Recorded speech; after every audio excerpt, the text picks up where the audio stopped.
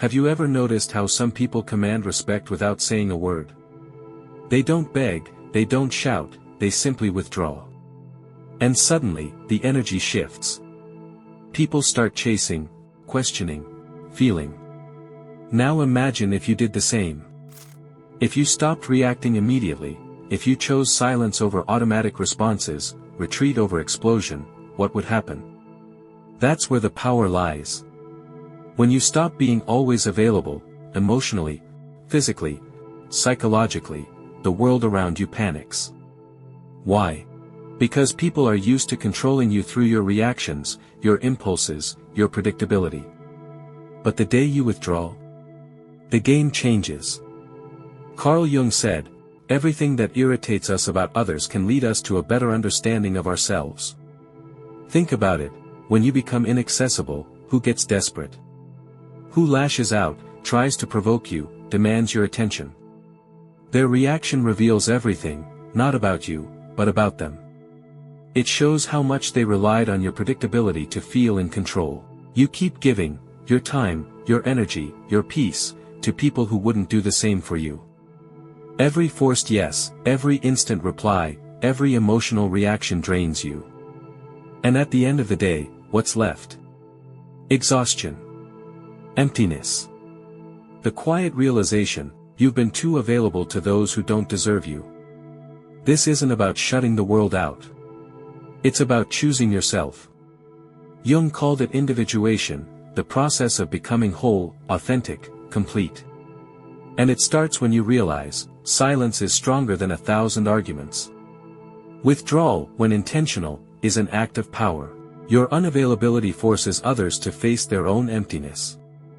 So ask yourself, how long will you let others control your emotions? How long will you react like a puppet when they pull your strings?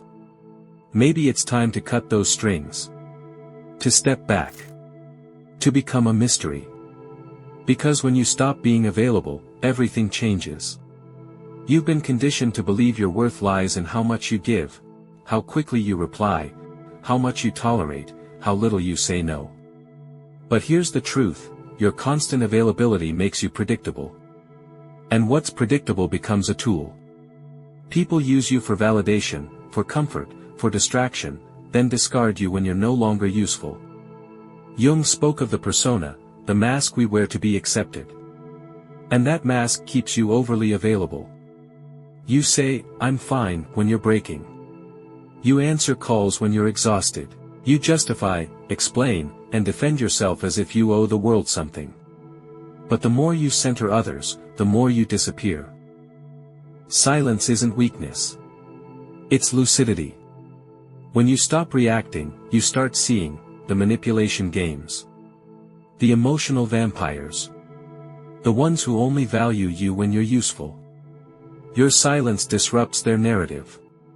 It forces them to confront what they've avoided, themselves. Jung said, "We do not become enlightened by imagining figures of light, but by making the darkness conscious." Your withdrawal isn't rejection. It's sovereignty. At first, it's uncomfortable. You'll feel guilty. You'll be called selfish, cold, distant.